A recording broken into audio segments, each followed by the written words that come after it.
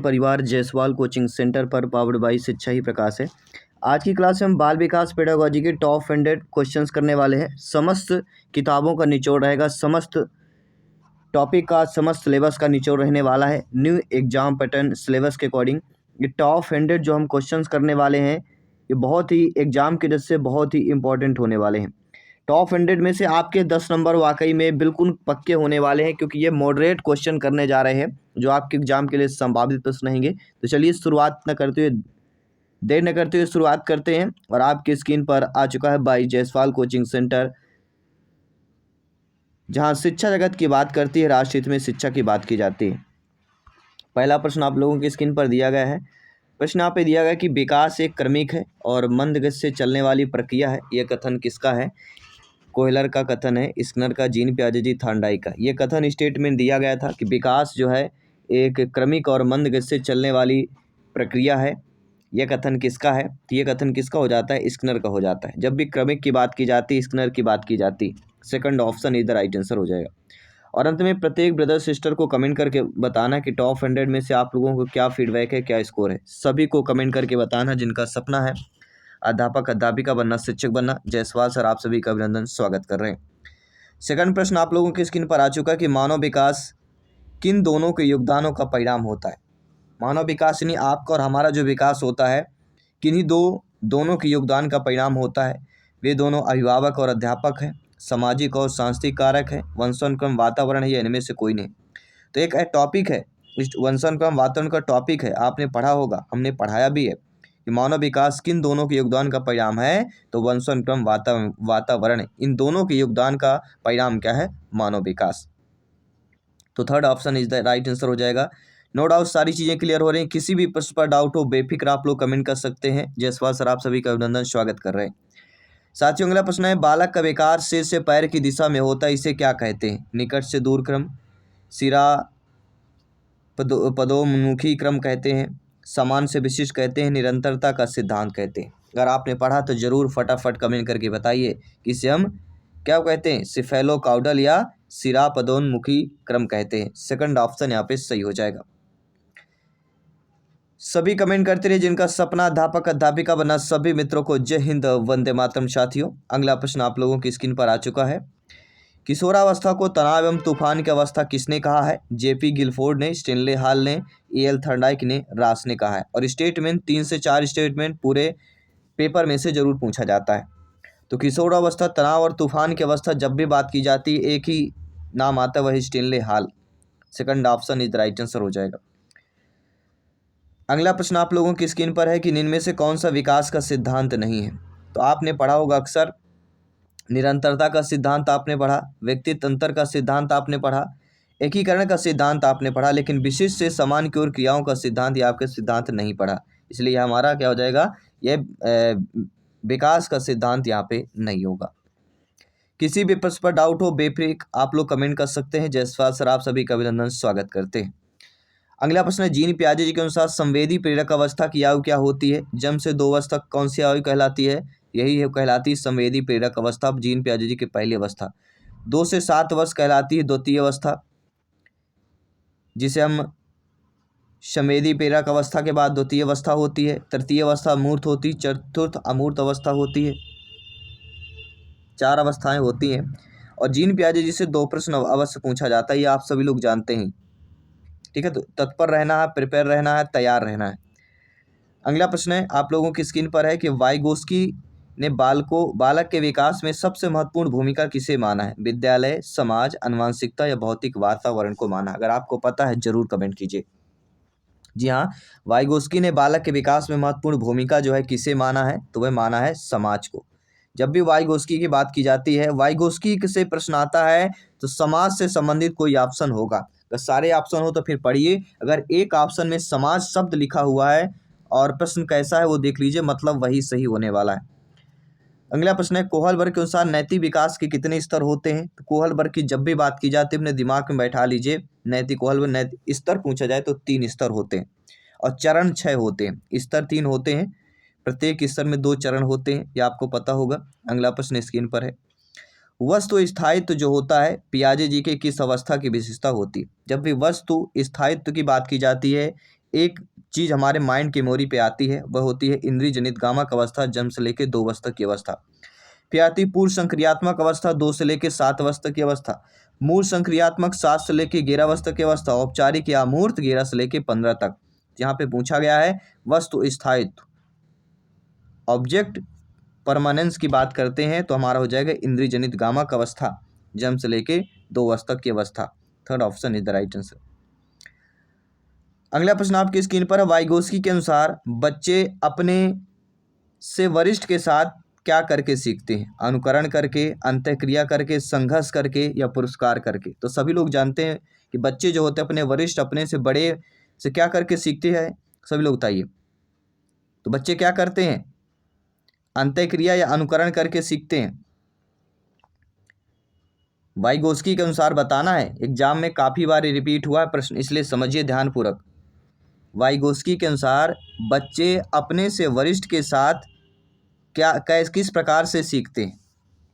अनुकरण, अंतःक्रिया, संघर्ष या पुरस्कार से। 4 बेहतरीन लाजवाब ऑप्शन है।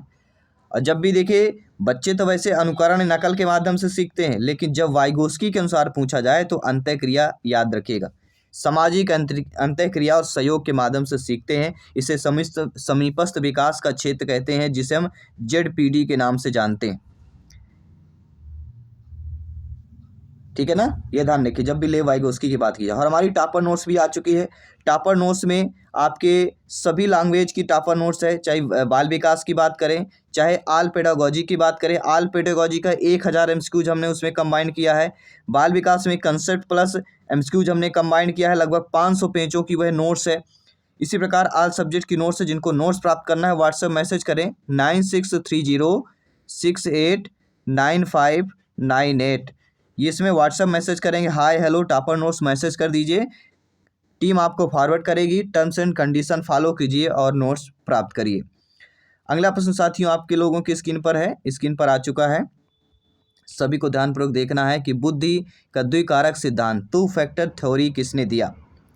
सभी लोग बताइए, कई बार पूछा गया है बुद्धि के द्विकारक का सिद्धांत किसने दिया? जब भी द्विकारक की बात की जाए अपने माइंड की मेमोरी में एक याद रखिएगा, स्पीयरमैन। स्पीयरमैन ने 1904 में दिया था। यह सिद्धांत मानता है कि मानव बुद्धि में 2 प्रकार के कारक होते हैं। एक सामान्य कारक जिसे हम G फैक्टर कहते हैं, जनरल, और एक होता है S फैक्टर जिसे हम स्पेशल फैक्टर कहते हैं या विशिष्ट कारक कहते हैं। ध्यान रखिएगा, कई बार पूछा गया है, रिपीट भी होता है, इसलिए ध्यानपूर्वक समझिएगा, प्रत्येक प्रश्न को फीडबैक करते रहिएगा। अगला है IQ बुद्धलब्ध निकालने का सामान्य सूत्र, सही सूत्र क्या होता है? तो सही सूत्र सभी को पता ही होगा। IQ बराबर फार्मूला होता है MA, अर्थात मानसिक आयु बटे वास्तविक आयु, मल्टीप्लिकेशन इसमें 100 का गुणा कर दीजिए, अर्थात इसमें पहला ऑप्शन जो दिया गया है वह सही हो जाएगा। सारी चीज़ें क्लियर होती जा रही हैं, कोई भी डाउट नहीं रहना चाहिए। अगला प्रश्न स्क्रीन पर है। बहुबुद्धि का सिद्धांत मल्टीपल इंटेलिजेंस थ्योरी के जनक कौन कहलाते हैं? तो मल्टीपल हार्वर्ड गार्नर कहलाते हैं। थर्ड ऑप्शन यहाँ पे सही हो जाएगा। इसके बाद अगला प्रश्न, प्यारा सा प्रश्न पूछा गया है कि प्रगतिशील शिक्षा, प्रोग्रेसिव एजुकेशन के संदर्भ में लर्निंग बाय डूइंग पर किसने बल दिया है? Learning by doing. तो जब भी लर्निंग बाय डूइंग की बात की जाती है तो जॉन डीवी का नाम आता है। किसका है? जॉन डीवी, याद रखिएगा।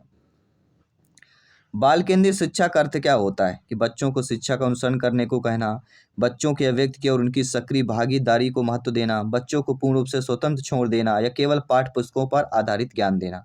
तो आप सभी लोग जानते हैं, ज्ञानी सर्वव्याख्याता लोग हैं, कि बाल केंद्रित शिक्षा का एक ही अर्थ होता है कि बच्चों के अभिव्यक्ति और उनकी सक्रिय भागीदारिता को महत्व देना। तो यहाँ पे second option is the right answer हो जाएगा।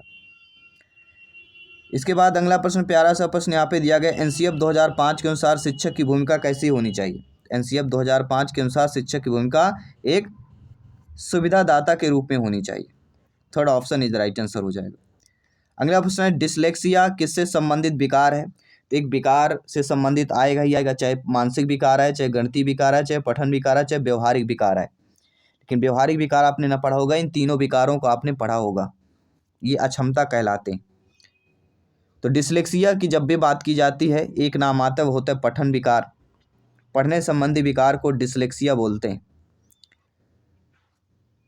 अगला है सतत एवं व्यापक मूल्यांकन। CC में व्यापक शब्द का अर्थ क्या होता है? सतत और व्यापक मूल्यांकन जब भी पूछा जाए अपने माइंड की मेमोरी में एक शब्द गांठ बांध लीजिएगा, शैक्षिक एवं सह शैक्षिक दोनों क्षेत्रों में। सतत और व्यापक मूल्यांकन में सीसी में जो व्यापक शब्द का अर्थ होता है, व्यापक शैक्षिक और सह शैक्षिक दोनों क्षेत्रों में व्यापक शब्द का अर्थ होता है, मान लिया जाता है। इसके साथ अगला प्रश्न है कि एक समावेशी कक्षा में शिक्षक को क्या करना चाहिए। मान लीजिए कोई एक समावेशी कक्षा है, तो समावेशी मान लीजिए आपकी नियुक्त होती है और आपकी कक्षा ही समावेशी कक्षा है, तो आप एक शिक्षक के रूप में क्या करेंगे। आपको कुछ नहीं करना है, एक बात याद रखना है कि यह विश्वास करना चाहिए कि प्रत्येक बच्चे में अपनी योग्यता के अनुसार सीखने की शक्ति होती है, क्योंकि आपके लिए प्रत्येक बच्चा विशिष्ट होता है। अगला प्रश्न स्क्रीन पर ध्यानपूर्वक देखिएगा, ये भी बहुत बार पूछा गया है कि शिक्षा अधिकार अधिनियम आरटी एक्ट 2009 के तहत मुफ्त अनिवार्य शिक्षा कितने वर्ष के बच्चों के लिए होता है, तो 6 से 14 है।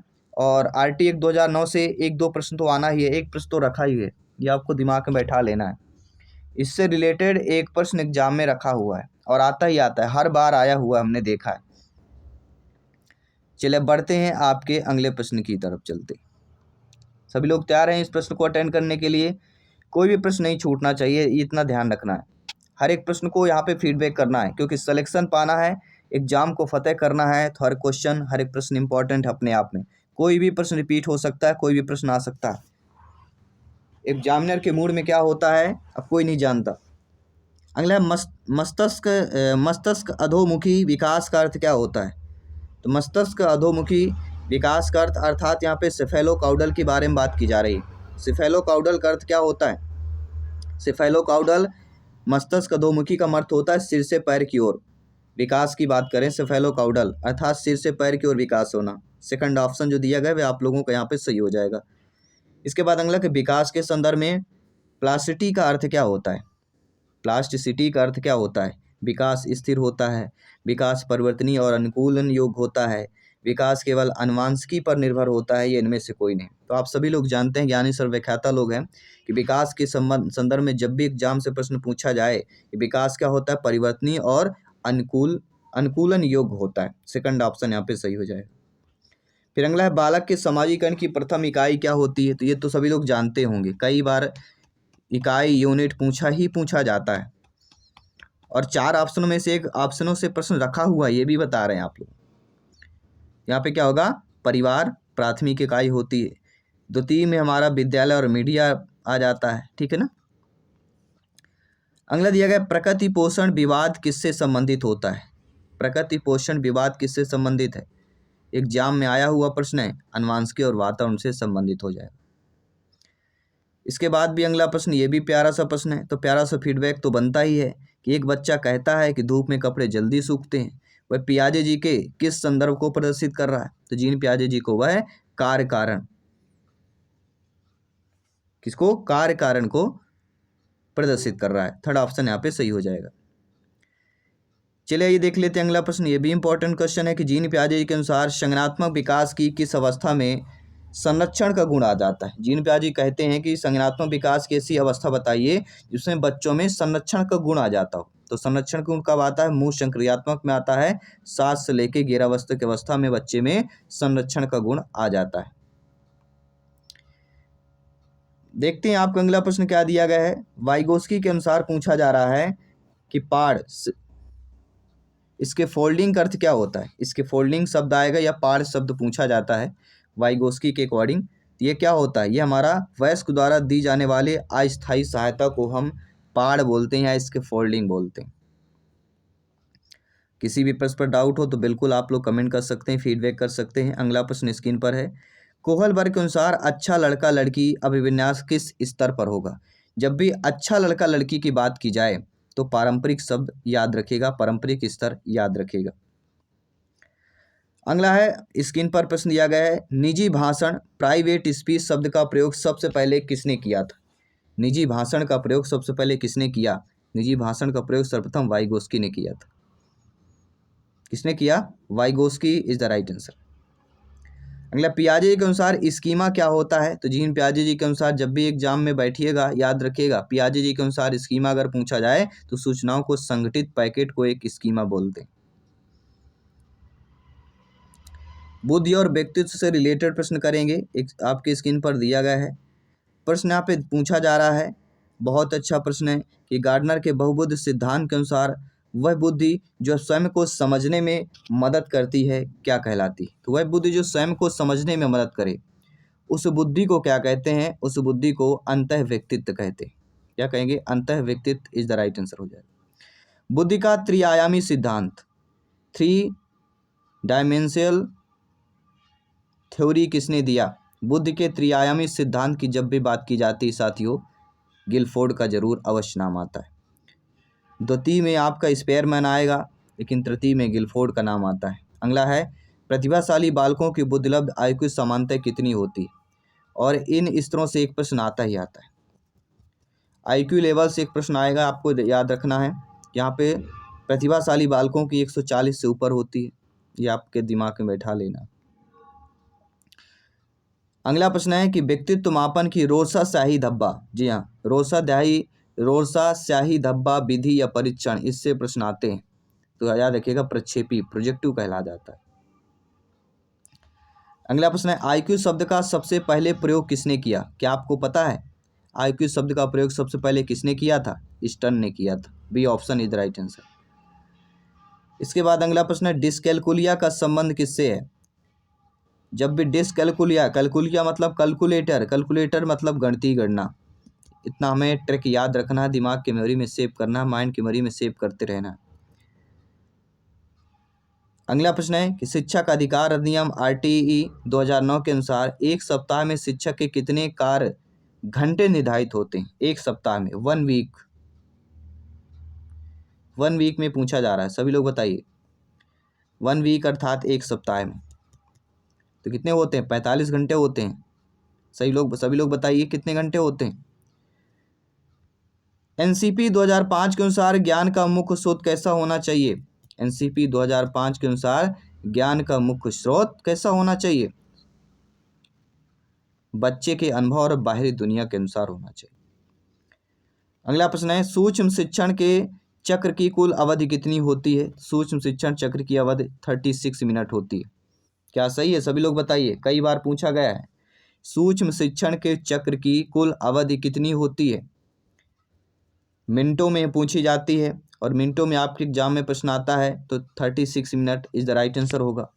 क्योंकि शिक्षण में 6 मिनट होगा, प्रतिपुष्ट का 6 मिनट होगा, पुनः पाठ योजना का 12 मिनट होता है, पुनः पाठ योजना का 12 मिनट, फिर पुनः शिक्षण का 6 होगा, फिर पुनः प्रतिपुष्ट का 6 मिनट होगा, और पुनः टोटल हमारा 36 मिनट हो जाएंगे। ठीक है ना।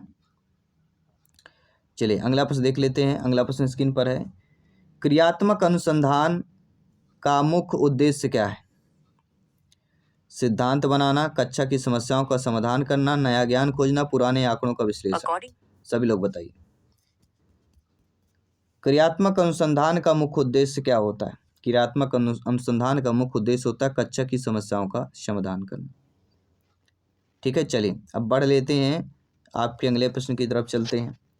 नो डाउट सारी चीज़ें क्लियर हो गई। किसी भी प्रश्न पर डाउट हो अभी भी आप कमेंट कर सकते हैं, फीडबैक कर सकते हैं। ठीक है ना, बिल्कुल किसी भी प्रश्न पर डाउट आप लोगों को बिल्कुल नहीं होना है। हर एक प्रश्न साथियों यहाँ पे इम्पोर्टेंट है, ये अपने दिमाग में बैठा के रखना है।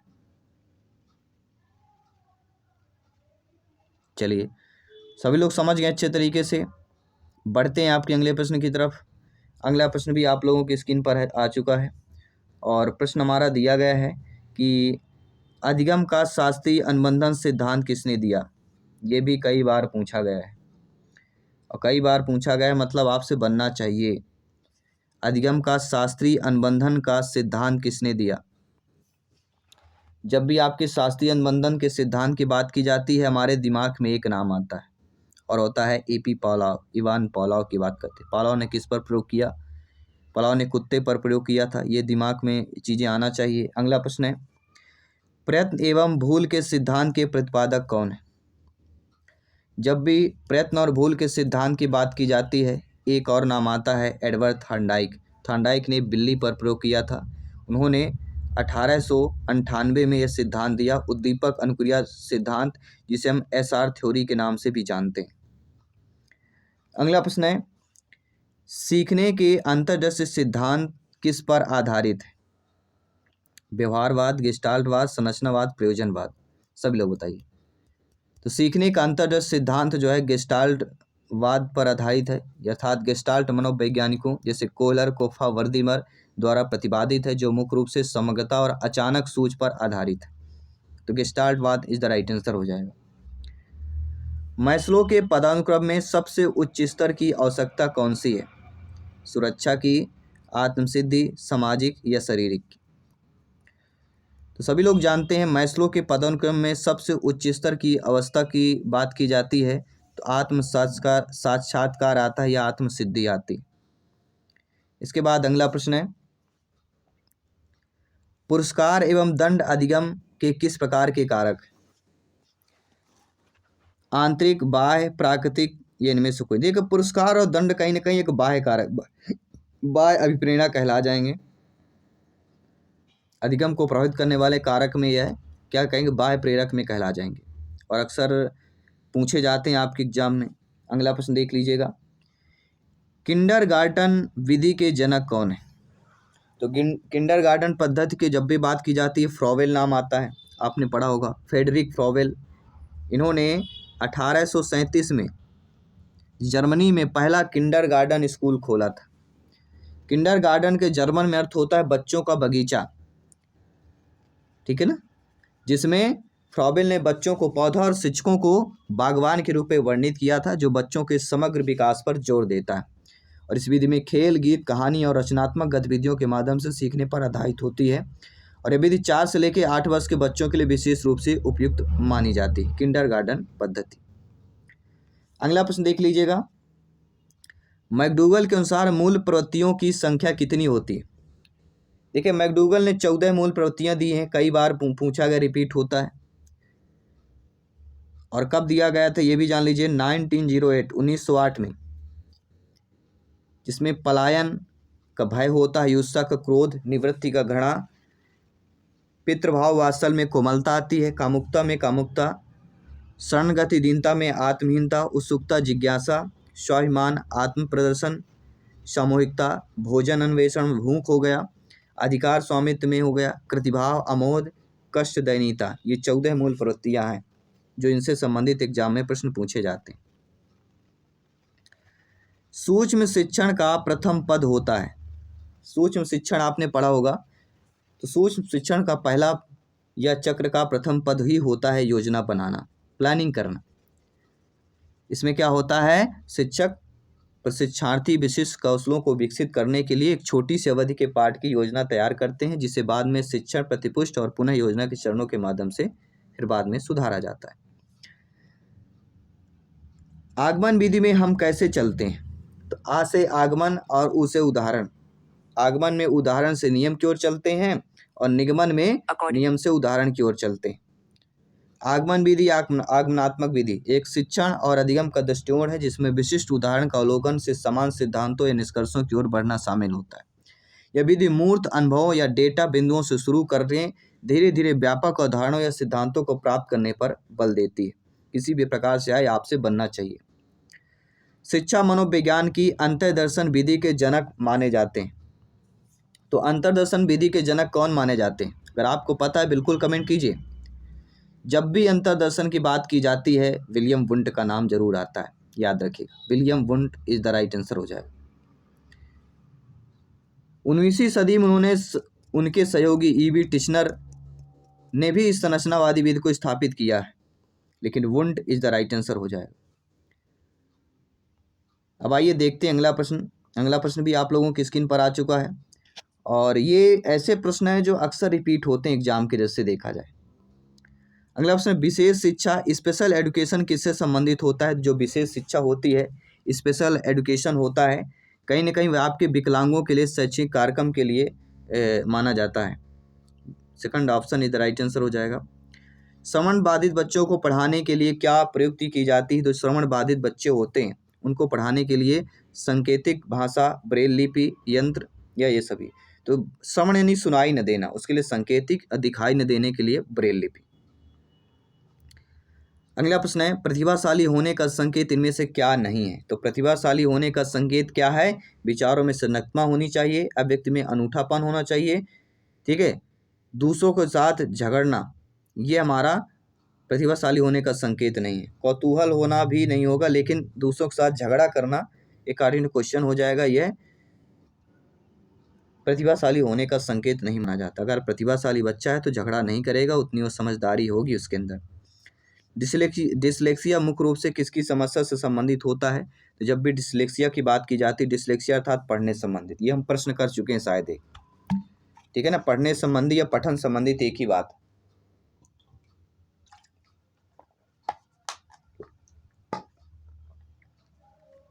अगला प्रश्न देखिए, सृजनात्मकता का मुख्य रूप से किससे संबंधित होता है? जो सृजनात्मकता होती है मुख्य रूप से कहीं ना कहीं अपसारी चिंतन से संबंधित हो जाती है। अगला प्रश्न है कि एक शिक्षक कक्षा के कार्य को एकत्र करता है और उन्हें पढ़ता है, फिर छात्रों की जरूरतों को पूरा करने के लिए अगले पाठ की योजना बनाता है, तो वह क्या कर रहा है? खुद सोचिए, आप शिक्षक हैं तो कहीं ना कहीं आप सीखने के लिए आकलन कर रहे हैं। अगला प्रश्न है, सतत एवं व्यापक मूल्यांकन सीसी में व्यापक अर्थ क्या होता है? तो सीसी में व्यापक अर्थ क्या होता है? ए और बी दोनों, संज्ञानात्मक क्षेत्र और सह संज्ञानात्मक क्षेत्र दोनों हो जाएंगे। ये भी शायद अच्छे तरीके से हम आपको बता भी चुके हैं। निम्नलिखित में से एक वस्तुनिष्ठ प्रश्न कैसा होगा? लघुत्तरीय नहीं होगा, मुक्त, सत्य सत्य वस्तुनिष्ठ कहलाएगा, निबंध भी नहीं होगा। जिसका उत्तर एक कम शब्दों में हो, अनिश्चित हो, वह वस्तुनिष्ठ कहला जाता है। अगला, बच्चों के सीखने की प्रगति का रिकॉर्ड रखने के लिए सबसे प्रभावी उपकरण क्या माना जाता है? वह क्या माना जाता है? पोर्टफोलियो। जिसमें बच्चों के सीखने की प्रगति का रिकॉर्ड रखते हैं उसे कहते हैं पोर्टफोलियो। ग्रेडिंग, कोडिंग, अंकन, क्रेडिंग, संचयन प्रणालियां इन किसके उदाहरण हैं? ये सारे आपके अधिगमकर्ताओं की उपलब्धि के आकलन की गणना के विधि के उदाहरण हो जाते हैं।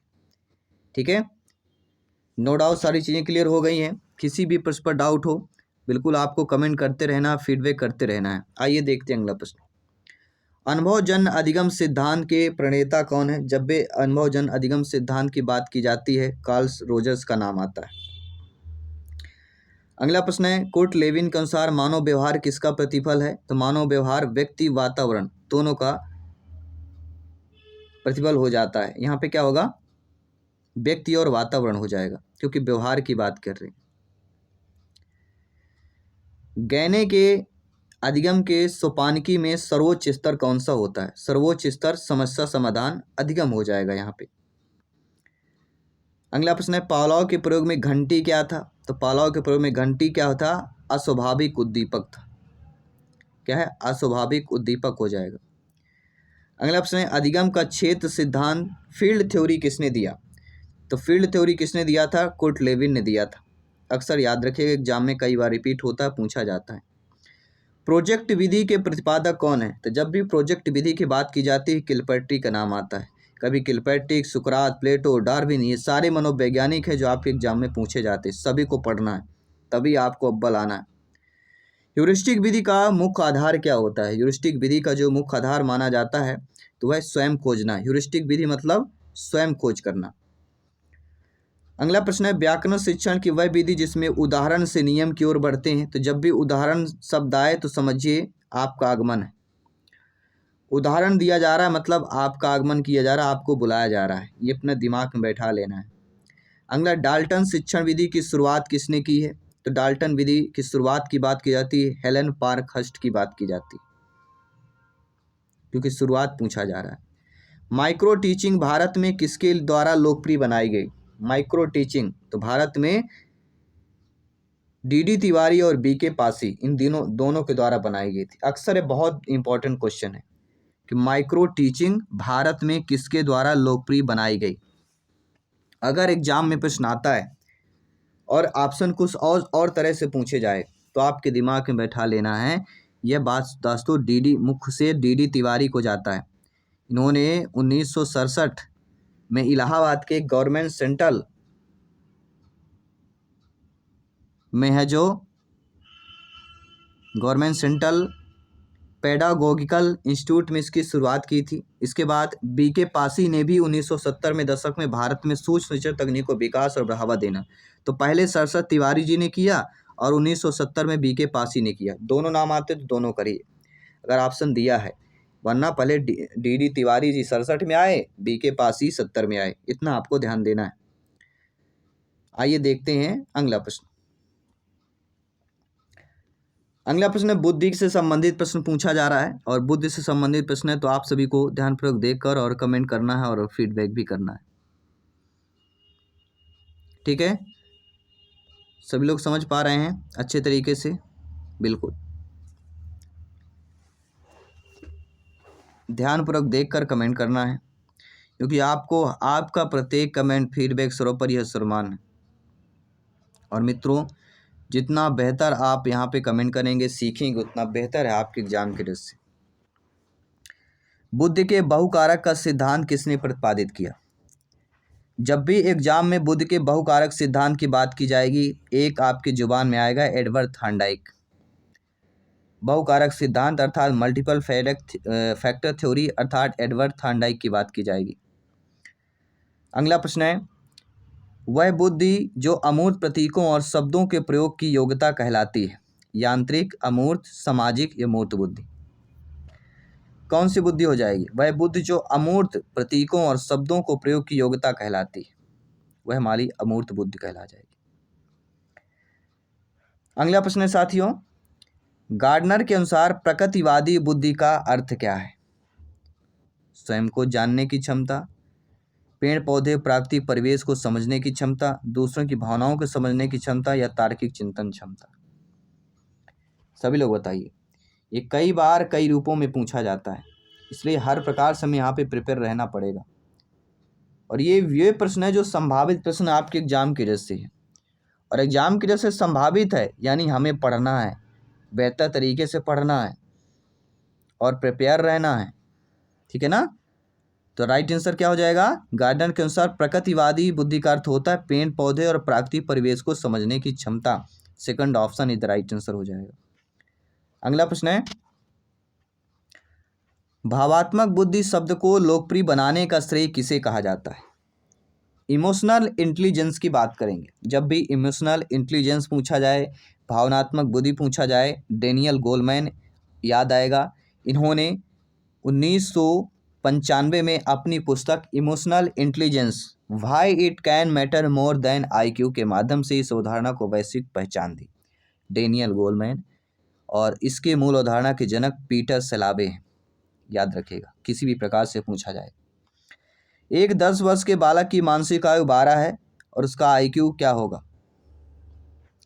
IQ बराबर मानसिक आयु बटे वास्तविक आयु और मल्टीप्लिकेशन 100 होता है दोस्तों।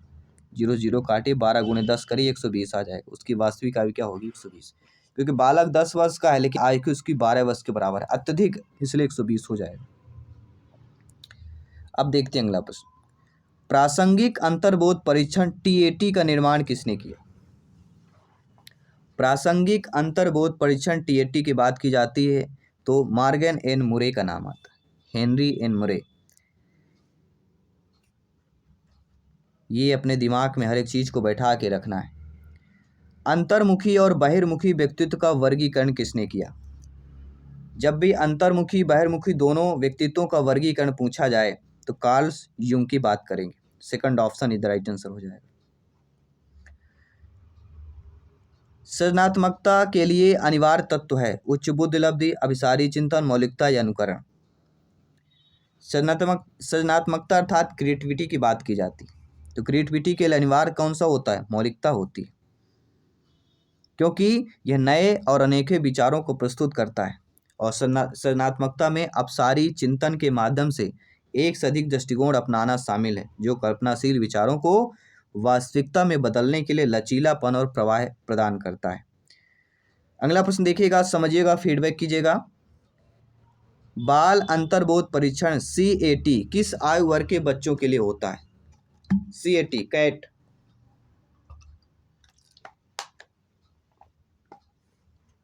सभी लोग बताइए।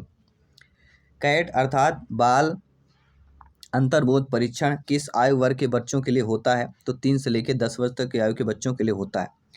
बच्चों में व्यक्तित्व, भावनाओं और विचारों को समझने के लिए प्रक्षेपी मनोवैज्ञानिक परीक्षण है, जिसे लियोपोल्ड बैलक ने विकसित किया था। तो कैट को किसने विकसित किया?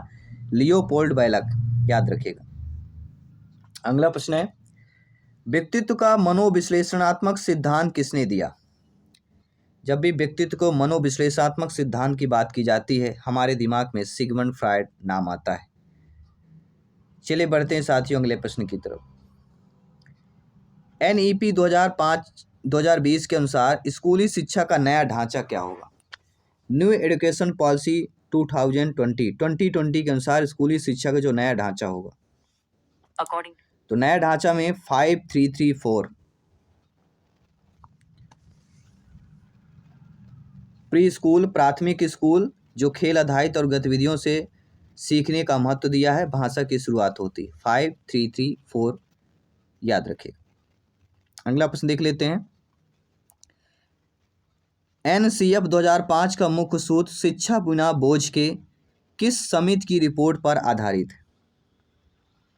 तो जब भी शिक्षा बिना बोझ की बात की जाए तो प्रोफेसर यशपाल की समिति, याद रखिएगा, 1993 सन रिपोर्ट पर आधारित थी।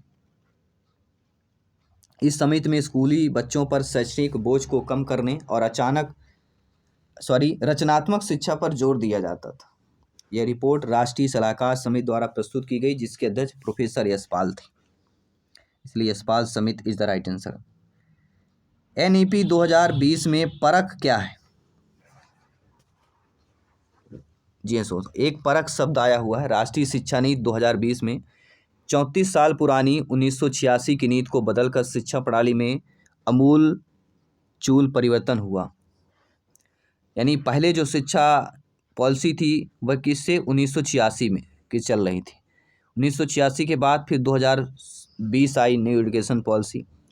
इसमें मातृभाषा में शिक्षा 5334 की स्कूल के ढांचे पर दिया गया। तो परख शब्द यहाँ पे पूछा गया है, तो परख शब्द का सही चीजें क्या होगी? शिक्षकों का प्रशिक्षण केंद्र, एक नया राष्ट्रीय मूल्यांकन केंद्र, स्कूल का नाम, एक सॉफ्टवेयर। लेकिन ना तो स्कूल का नाम होगा ना ही सॉफ्टवेयर होगा। अब हमारे दो ऑप्शन बचते हैं। अब दो ऑप्शनों में अब आप लोग बताइए कौन सा होगा। समय ले लीजिए लेकिन आंसर सही आना चाहिए। मान लीजिए यही प्रश्न आपके एग्जाम में आ गया, तब आप लोग क्या करेंगे? आप लोग कौन सा सेलेक्ट करेंगे ऑप्शन, ये आपको पता होना चाहिए। क्या होगा? एक नया राष्ट्रीय मूल्यांकन केंद्र, बी ऑप्शन यहाँ पे सही कर लेना सभी को। अगला प्रश्न देखिएगा। NCF 2005 के अनुसार एक शिक्षक की भूमिका होनी चाहिए, सुविधादाता के रूप में होनी चाहिए। थर्ड ऑप्शन यहाँ पे ऑलरेडी सही हो जाएगा। अगला प्रश्न देखिएगा। राष्ट्रीय शिक्षा नीति 2020 किस कक्षा से व्यावसायिक शिक्षा शुरू करने की बात करती है? वोकेशनल एजुकेशन किस कक्षा से बात करती है? तो कक्षा 6 से। वोकेशनल एजुकेशन कक्षा 6 से इज द राइट आंसर हो जाएगा। अगला प्रश्न देखिए। RTE 2009 के अनुसार प्राथमिक स्तर पर छात्र शिक्षक अनुपात क्या होना चाहिए? ये बहुत अच्छा प्रश्न, और इससे रिलेटेड एक प्रश्न पूछा जाता है। छात्र और शिक्षक अनुपात 31 होना चाहिए प्राथमिक स्तर पर।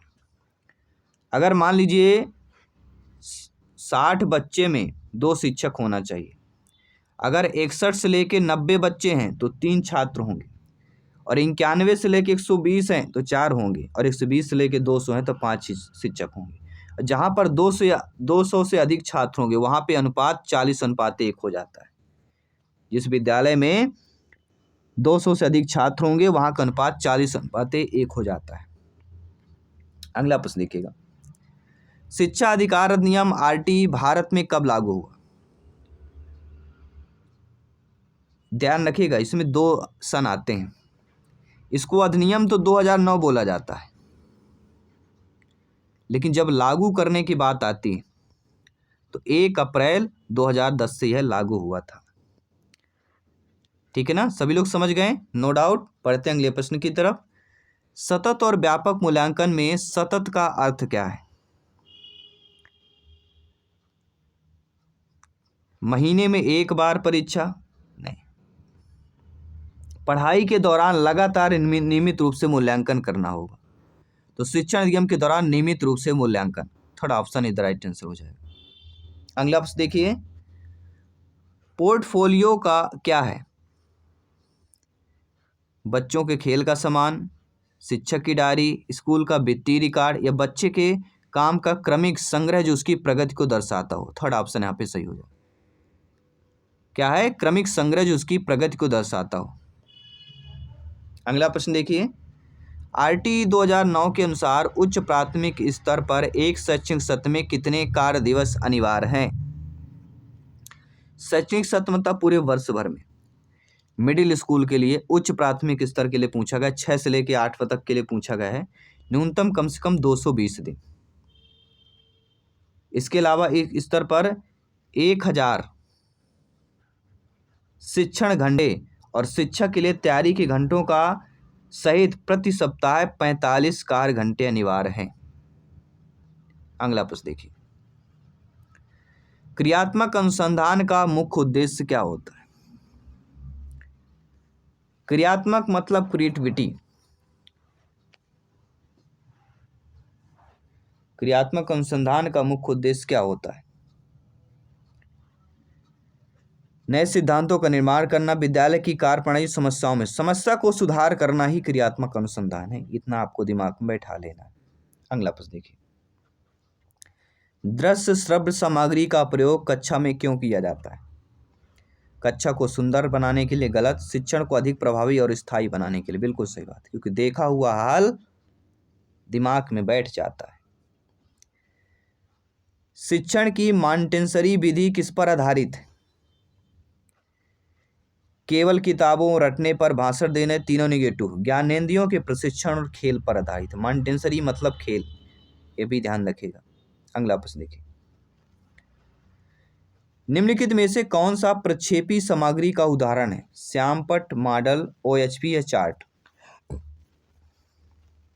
देखिए, जब भी प्रक्षेपी सामग्री की बात की जाए, निम्नलिखित में से कौन सा प्रक्षेपी सामग्री का उदाहरण है? इस प्रकार से जब एग्जाम में प्रश्न पूछा जाता है तो दिमाग में बैठा लीजिएगा। प्रक्षेपी शिक्षण सामग्री वह है जिसे प्रोजेक्टर या बिजली के उपकरणों की सहायता स्क्रीन पर दिखाया जाता है। तो यहाँ पे किसको दिखाया जाएगा? OHP अर्थात projector, over slide projector, film strip आ जाए, वीडियो आ जाए, LCD आ जाए, पावर पॉइंट आ जाए, PPT आ जाए, ये सारी चीजें।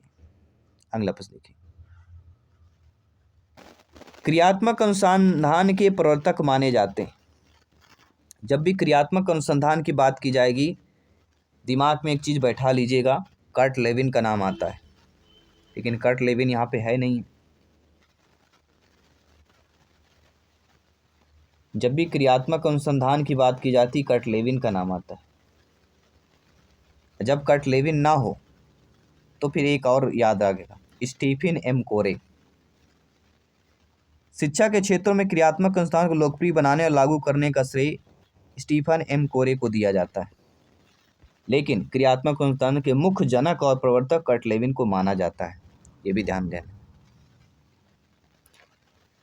सूक्ष्म शिक्षण की शुरुआत कहाँ से हुई थी? ऑक्सफोर्ड विद्यालय, स्टैनफोर्ड, दिल्ली विश्वविद्यालय, टोक्यो विद्यालय। तो सूक्ष्म शिक्षण के अमेरिका के स्टैनफोर्ड विश्वविद्यालय से हुई थी। यह बात 1963 में हुई थी। इसके जनक डॉक्टर ड्वाइट डब्ल्यू एलन को माना जाता है। अगला प्रश्न देखिए, निदानात्मक परीक्षण क्यों किया जाता है? निदानात्मक परीक्षण क्यों किया जाता है? छात्र की अधिगम संबंधी कमियों और कठिनाइयों को जानने के लिए। थर्ड ऑप्शन इधर राइट आंसर हो जाए। फिर अगला प्रश्न है, उपचारात्मक शिक्षण का अर्थ क्या होता है? उपचारात्मक शिक्षण का अर्थ होता है कमजोर छात्रों को कमियों को दूर करने के लिए शिक्षण करना। अगला प्रश्न देखिएगा, संवेग और संज्ञान एक दूसरे से क्या है? संवेग और संज्ञान ये एक दूसरे से क्या है? गहनता से संबंधित है, सन्निहित और जुड़े हुए हैं। बिल्कुल थर्ड ऑप्शन होगा, सन्निहित और जुड़े हुए होना। और अगला प्रश्न है, एक अच्छा शिक्षक वह है जो, एक अच्छा शिक्षक क्या हो सकता है, आप खुद बताइए। ये बहुत अधिक गृहकार दे दे, कठोर अनुशासन करे, विद्यार्थियों को सीखने की शैली को समझकर शिक्षण करे, या केवल परीक्षा पर ध्यान दे। अधिक गृहकार निगेटिव, कठोर शब्द निगेटिव, केवल शब्द निगेटिव, बचता है थर्ड ऑप्शन, विद्यार्थियों के सीखने की शैलियों को समझकर शिक्षण करता है। ये रहे आज के हमारे 100 प्रश्न, 100 प्रश्न हमने कंप्लीट कर लिया, जो बेहतरीन आपके 10 नंबर वाकई पक्का होंगे, और इन्हीं से रिलेटेड 10 नंबर के 10 क्वेश्चन जरूर आने वाले हैं, और आएगा ही और पूछा ही जाता है। तो आई होप सभी लोग अच्छे तरीके से, बेहतर तरीके से आपने समझा, जाना, और डेली क्लासेस अटेंड कीजिए, प्रोफेशन को मजबूत कीजिए, तैयारी बेहतर कीजिए, ताकि एग्जाम को फतेह हो सके, अपने सपने को साकार कर सकें। सभी मित्रों को जय हिंद, वंदे मातरम, धन्यवाद।